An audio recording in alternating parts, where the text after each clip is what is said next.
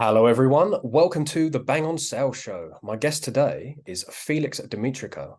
Felix is the Director of Revenue Enablement at Pleo. And a little bit about Felix. So, Felix is a proven expert in Salesforce optimization, go-to-market strategies, sales governance, and operations. He spent more than a decade building enablement environments for recurring revenue organizations so that they can develop and sustain the behaviors needed for achieving success. And currently at Pleo, Felix is building the enablement framework and leading the enablement team and initiatives for all global go-to-market functions, among many other things, I'm sure. How you doing, Felix? Good to have you on. Hey, thank you for having me. Now listening to you, I kind of sound in a I don't know how to say, uh, but Very yeah, professional. yeah. I was just digesting everything you said, but I can Yeah, summarize a little bit about myself and my yeah, please do. background. Let's hear it in But your words. yeah, so first of all, or even before anything, I'm a family man. I'm a husband and a father. I'm in sales for more than 20 years, as you mentioned already. I'm a process and outcome oriented type of person. I'm pragmatic, and most of the time I'm blunt. I can say a little bit about my managerial and leadership skills as well. I hate micromanagement, but who doesn't? And in the same time, I love good planning and structure. And because you know that already that we need to move fast, I really like the 80-20 rule and the progress over delayed perfection principle. I also value transparency and trust. And my motto for our team is one for all and all for one. That's something I always tell my team, that the enablement team is successfully only when each of us is successful in what we do. Mm. A little bit about my leadership style. I think it is a combination of participative, where I involve my team in all the decisions that we make, and also transformational, because I inspire my team with a vision and then I just empower them to achieve it. Or in a simple meaning, I sell, because as I mentioned, I'm also a salesman. I sell them the why and the what, but I let them choose the how. Mm. And like that, they feel autonomous, they feel relevant and empowered. And most of the times the best learning come from their mistakes. So yeah, that's me in a couple of minutes. No, I like that, and it means that you're giving people the space to potentially make those mistakes, right? So that they can learn, they can develop and grow. Yeah. Yeah, yeah. Okay. So one of the topics that we were going to talk about today is the distinction between sales enablement and revenue enablement. Could you talk a bit about that, Felix? So, what is the difference? Why does it matter? Yeah, I think today if you ask 10 people what enablement is, you get 10 different answers. Mm. There is no right or wrong answer. Enablement can be whatever any company wants it to be, as long as it's relevant and Yeah. gets the return on investment. But over the times, I developed my own definition, and I can say one thing, that in my experience, revenue enablement is not a person or a team, is not a tool. It's actually a company's commitment or mission to providing content and training to frontline reps and coaching services for frontline managers along the entire customer buying journey through a formalized cross-functional collaboration, of course, with the ultimate goal of increasing sales results and productivity. Now, if we take some words out of my definition, it will help us making the difference between sales and revenue enablement. Sales enablement addresses only the sales roles. That's very simple. Mm. Revenue enablement addresses all customer-facing roles that have an impact on the revenue. For example, sales enablement focuses on the SDRs, the account executives, probably the account managers. In some companies, also pre-sales, which is involved in the sales process. Revenue enablement adds to the sales layer, adds also what happens after: the customer experience teams, the customer support teams, and like that offers and supports with enablement services the entire customer's buying journey.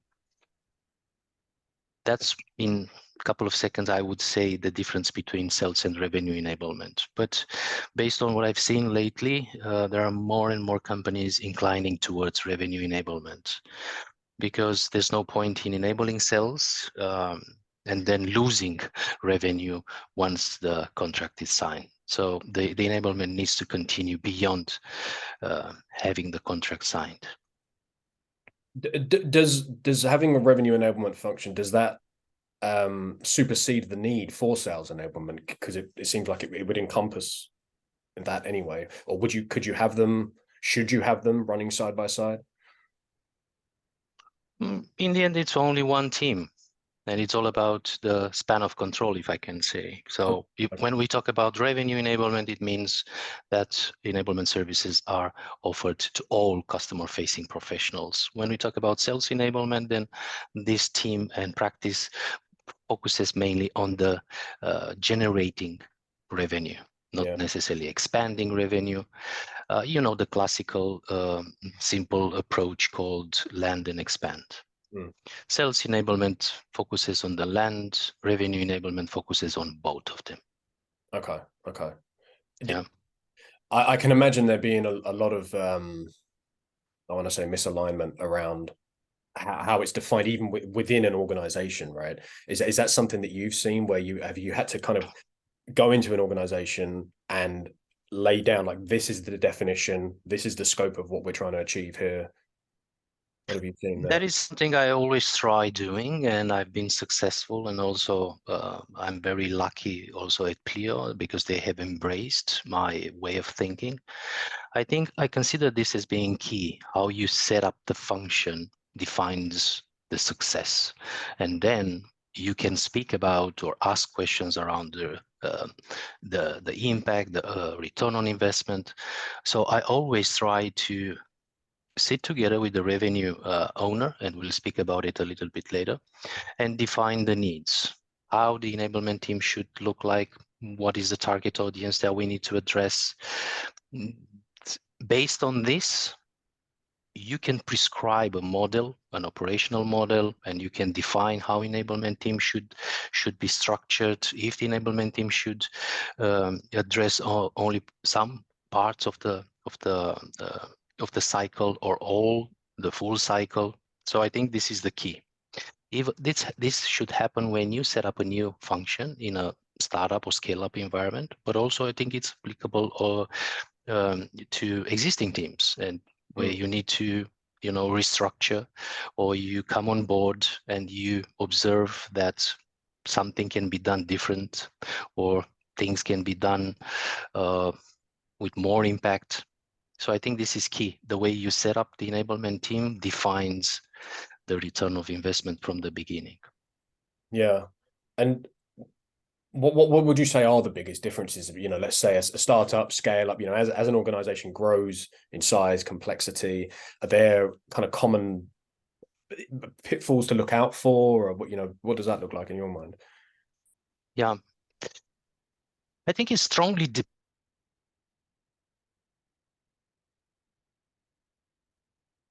Oh, Felix, sorry, you've I've lost your audio. I can hear you loud and clear. You're back now. That's fine. I can cut that out. That's fine. Sorry. So how it should look like, as I mentioned, I think it strongly depends on three key elements. Okay. Number one, what is the company's context? What is the level of maturity? What is the existing resources of the company? Regardless if it's a startup or scale up, I will use the term company moving forward as any organization. The second element, I think, is what are the company's goal and aspiration, where the company wants to be in 2 years.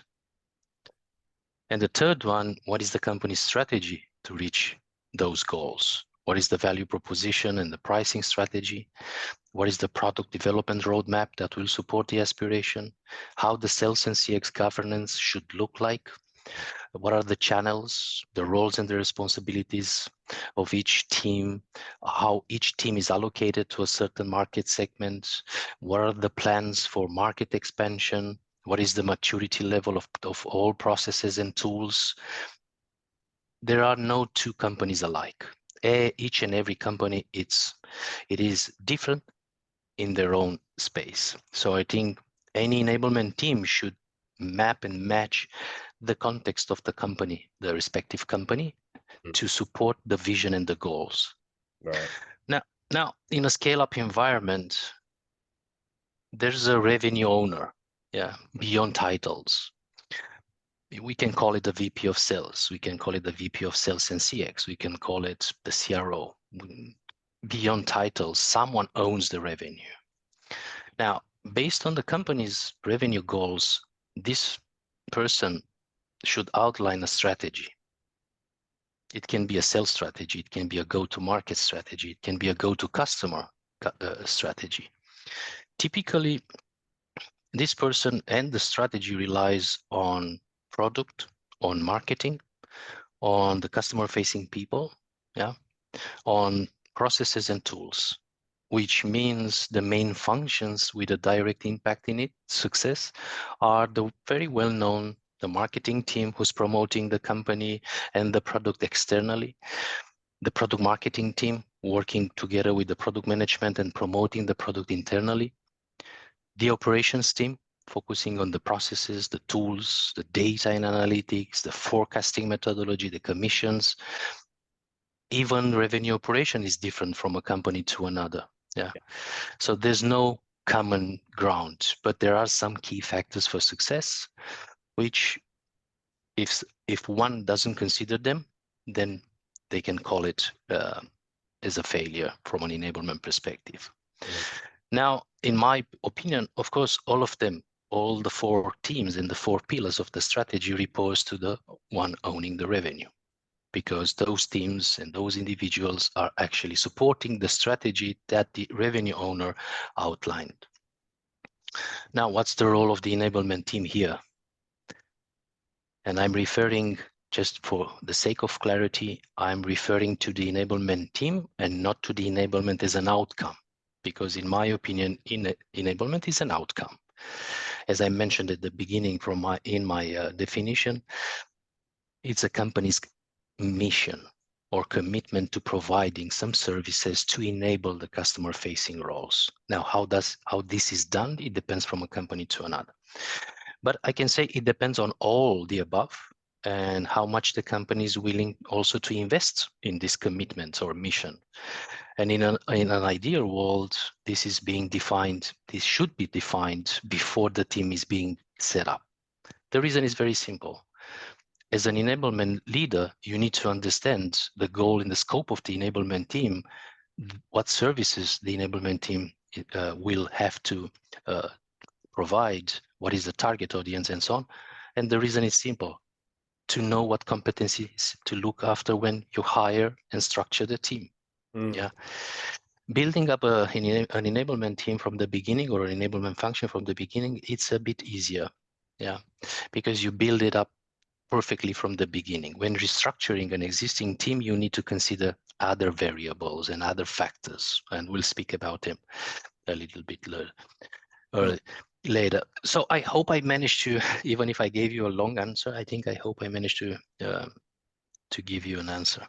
Yeah, but that's really interesting. I'm curious, this is a very broad question, but are there certain data points that you're looking at? I guess it depends on the maturity of the enablement. It depends on so many factors, right? But are there, what's sort of your go-to measuring stick, so to speak, for the success of an initiative? I'm trying not to overcomplicate it or to make it sound more than it is. But I think, as I mentioned, enablement can be anything any company wants it to be. As long as this definition is set up from the beginning, so the expectations match the investment. To be honest, the enablement team can have a strategic and holistic approach to effectively support the key business results and the goals, and also the implementation of the sales or the go-to-market strategy. Some examples: if when speaking to the revenue owner, you understand that from a strategy perspective, the plan moving forward is transforming the reps from a product selling to a value selling approach. Another area, increasing sales capacity with, let's say, 30 new reps within a year. Yeah, building a certain, like in our case, building an SDR academy to support hiring X amount of new sales development representatives, expanding territory presence with X% in these 7 countries by the end of the year, creating a new sales channel, expanding partnerships. So those are pieces of the strategy. And if we are aware about the plan to reach the goals, then we can map with enablement services to support the strategy. Secondly, the enablement team can become tactical and support improving productivity drivers. How? Very simple. You need to perform root cause analysis and prescribe what sellers need to do. Productivity drivers like increasing pipeline coverage or conversion, improving close rate, decreasing cycle time, you name it. There are so many of them. Third, the enablement team can own the first layer. That's how I call it, which means setting new joiners up for success through onboarding programs while keeping the existing teams up to date with training, readiness programs, and so on. Or an enablement team can go to the second layer and also addressing individual development as well. Right. So either way, when setting up a new enablement function or even restructuring an existing one, there are also some additional variables that needs to be considered. One, the size of the target audience. As between me and you, Mark, when a company has 80 customer-facing professional, it's not the same with a company that has 350. So you need to keep in mind the size of the target audience. Also, you need to have a sort of an assessment and understand what is the level of experience of my target audience. Because if 80% of the frontline managers are managers for the first time, and 50% of the customer-facing professionals were hired 6 months ago, is different than having a well-experienced first-line management team and a very good ratio of tenured reps. The second variable that needs to be considered when setting up the enablement function is the level of experience and competencies of the existing enablement team. Do they have experience in leadership skills development? Do they have experience in change management? Because asking some existing team to do something which is beyond their own competency doesn't sound very relevant. It's like expectations are wrong. I know I have this kind of car and I want to drive and reach to a certain destination in 2 hours, but the car doesn't allow me. Yeah. Personally, I'm a big fan of the functional-based operating model and not of the capabilities-driven one. Comparing to capabilities-driven structure, where you have a person dedicated to onboarding, you have a sales trainer, and then you have a sales coach. A functional-based team has, in my own opinion, has some major benefits. First of all, we have an increased accountability because each enablement manager is responsible for all roles within a function, allowing that person also to enable not only the seller, but also the buyer. Having an enablement manager dedicated to a certain function also offers clear ownership for functional implementation success and alignment across processes. You have complete consolidation of all resources, non-overlapping centralization of all topics specific to that function. I want to call it as this person as being the enablement business partner of that function, celebrating success with that function as well. The second benefit, you have an increased adoption because each enablement service will be tailored to that respective function. Role, keeping in mind the role, the buying stage, and following a clear framework to design and implement. This supports the training effectiveness and the ROI measurement. And speaking about ROI, like that, having a functional-based enablement operating model, the success of each enablement manager will be measured against their own function's performance.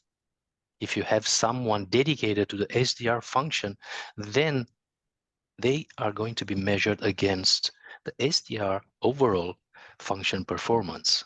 Yeah. And not on training, attendance, or satisfaction survey type of metrics. Also, I think in addition to that, if the enablement capabilities or services, doesn't matter how you call them, are well defined and agreed upon and relevant, we have in our enablement space, we have the classical question, enabling who to do what. So this is kind of what guides us. They can own the skills and methodologies enablement, using content and training, and working with subject matter experts to orchestrate the remaining, the product, the processes, the tools, but you need a formalized cross-functional collaboration with very clear accountability to do that. So the more clear the role of the enablement person, structure, function, services, the better you can demonstrate the ROI. That's why I'm not sure about the mind. I don't even know how to call it, a mindset or a strategy of in some companies where hiring 2-3 enablement managers, expecting them to handle a diverse audience of 250 people with no or low access to enablement technology to orchestrate the delivery of those services, while operating in a, because we were talking about scale-ups, while operating in a constant changing environment with new ways of working being introduced every week or every month. Yeah, you have a new process, you have a new tool, a new dashboard, a new forecasting methodology, you name it, a new qualification criteria, a new pricing, new pricing strategy. So that's why, in conclusion, I strongly believe that before asking about the effectiveness or the ROI of enablement, we need to make sure that the expectations are aligned with the investment. And this is something I personally experienced in the past years. The more time you spend at the beginning on defining the enablement as a team, as a practice, what areas the enablement team should focus on, the better is on a long term. Same with so many things, though, isn't it? You know, it seems, yeah, I don't know why it seems that, like Leonardo da Vinci used to say, simplicity became the ultimate sophistication. So I've seen in many places and spaces that role clarity is the biggest problem. Yeah. And what you were saying about functional based versus capabilities based teams, it's really interesting, because I can imagine that in a functionally based team, if you've got someone who is aligned to, as you say, an SDR team or whatever it may be, because you can directly attribute, assuming you have the technology to do it, because you can attribute directly their effort to actual measurable results in terms of whatever it may be, meetings booked, revenue, pipeline velocity, and things like this. I guess it almost starts to raise questions around how do you then incentivize that person or that function, that team, right? Because now you can directly link what they're doing to revenue. Is that something that happens, or do you see that revenue enablement professionals are almost, I don't want to say commissioned like salespeople, but is there an element of that because it can be measured, or there be? I don't know. Trying to find the best words here. In the end, you can measure whatever you want, as long as it's relevant and it doesn't create frustration. If you hold someone accountable and measure that person against things outside their control, what do you think is going to happen on the long term? So I've seen this model of incentivizing or commissioning enablement managers based on performance metrics, but they have little to trying not to say no influence, but they have little influence. Yeah, because it doesn't matter how good you are enabling a certain function, a certain role. From a skills perspective, they are doing good. From a methodology perspective, they are doing good. If something happens in the market, you have a competitor who changes the prices, and then the sales drops. What's that got to do with enablement? Yeah, so I think we need to find the best metric which is in control of the enablement manager. And another reason why I consider functional based model as being good is the following. When you have a dedicated enablement manager to, let's say, the SDR function, that person becomes an expert in outreach. And then if the company makes a decision later on to ask or have also the sales reps building pipeline and not having the pipeline creation fully assigned to SDRs, then this enablement manager can step in and train the sales reps because he's an expert in pipeline creation and outreach techniques and so on. It's I don't think we have the time. I can to explain better why I trust this, but maybe using the time we have, I'll tell you why I don't trust the other model. Please, yeah. The capabilities driven. I call it the jack of all trades, master of none. If you have a person, doesn't matter how you call it, enablement manager, onboarding manager, officer, it doesn't matter, and asking that person today to have an onboarding session with SDRs, tomorrow to have an onboarding session with CSMs, and the next day to have an onboarding session with the sales engineers. How does this look like? How that person position itself in front of the audience? You cannot be an expert in all areas.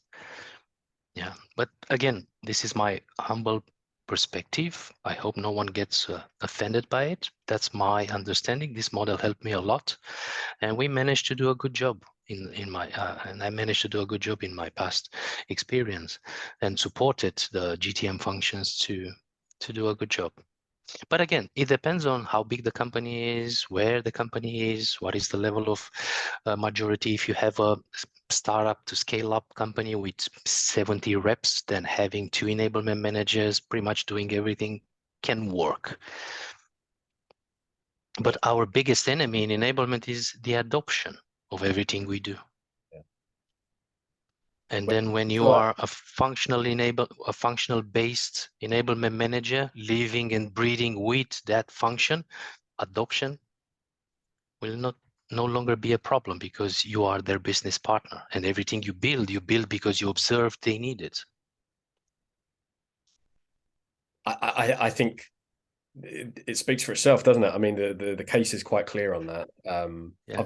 I'm convinced at least, but I'm not an enablement professional, so interesting. Well, sorry, Felix, did you want to add to that? Or?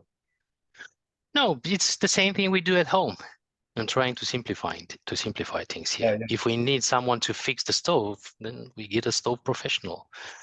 We don't get one professional to fix the lighting and then the stove and the fridge and pretty much everything inside the house, because the job will not be well done. That's why we call them professionals. Yeah, specialized in enabling a certain function and a certain role, beyond titles, of course, because we try to look at the role and the responsibilities of that role. We don't let ourselves being fooled by the titles, because every company uses their own titles. But in the end, we look at the job description. What is the responsibility of this person? And we try to build enablement services to support that person to reach their goals. Yeah. So what I've taken from this, Felix, is that there are so many variables and variations between organizations: size, complexity, customer type, industry, tenure of sellers and managers and so on, right? So because of that, it's important to first understand, right, where are we currently, where do we want to go, and then the expectations are built on that. And really that's before you go anywhere and take even one step, or really that's the first step, isn't it? Would you add anything to that? Yeah. No, as I mentioned, I've seen it's not one, there's no unique playbook and say, okay, this is what enablement means. It's not like, you know, when we speak about an account executive, we know very clear what the account executive needs to do. But this is not the same with the enablement team. Yeah, enablement team in the end is a consultant, and the services that consultant offers to you as a company is the ones you agreed upon. But by God's sake, at least agree on a very clear set of things that enablement will have to do. I've seen companies where tools are sitting inside enablement. I've seen companies where enablement teams are sitting inside product marketing. So nothing is defined. Each and everyone can pretty much do whatever they want with their investment. If they get their return on investment, that's a different discussion. Yeah. Yeah, thanks for this, Felix. I really enjoyed, actually learned quite a lot from this today. I get in closing, is there anything you'd like to add? Any parting thoughts, conclusion? I think enablement space will get to a steady place at some point, I'm sure, because having wrong expectations is not gonna it's gonna be around forever. Everyone will understand that enablement in the end is a very simple and clear function in space, and we need to focus on that. So I've seen also, being in the enablement space in Europe, I've seen a lot of transformation. We reached to a good point comparing to 3 years ago or 4 or 5 years ago. There's a lot of enablement support technology out there that helps us have more impact. So I think we are on a good trend. Yeah. Do you think that how would you compare, let's say, the US to Europe and the rest of the world? Do you think that there are different stages of maturity, I guess, between them, right? The US It seems is, yes. quite ahead. Yeah. And again, I'm speaking from my own perspective and my own experience, because in the past years I had to build enablement teams and I had to recruit people for that. I had more than 100 interviews, and I did my own assessment on the talent that exists in Europe. We are a couple of years back than US. They are doing a much better. The talent pool, the experience level in US is a bit better than in Europe, but we are catching up. Yeah. We are catching up. Yeah, and now with the remote work, we can blend the talent. Well, and there's a huge opportunity for people like yourself, right? Within the space, you seem to have quite a well-rounded understanding of, well, exactly what you're talking about, right? So, and not only to me, because this discussion is not about me. I think there's a huge opportunity for the enablement itself as a function, as an outcome. Yeah, more and more companies understood that in order for them to grow and expand, they need two major muscles: the operations and the enablement. Operations looks at anything but people, and enablement looks at people. Those two muscles work hand in hand, and there is no scale up at this point not having or thinking to build an enablement function. So regardless of what other people are saying or market research, enablement is on the rise. Absolutely. We're definitely seeing that. Yeah. Thank you, Felix. Again, really enjoyed this. Where can people find you, connect with you? LinkedIn rules. We all live and breathe on LinkedIn. So anyone that wants to have a chat, or I don't know, get an answer to some question, or need a trick or something like that, please reach out via LinkedIn. It's easier. Brilliant. I had a sneaking suspicion you might say LinkedIn. It's Yeah, because it's difficult. Well, I mean, pointing out the email now takes a lot of time and spelling. Absolutely. Great. Thank you very much. Thank you very much, Mark, for having me, and looking forward to our next chat on this topic. Okay. See you soon. Okay. Thank you.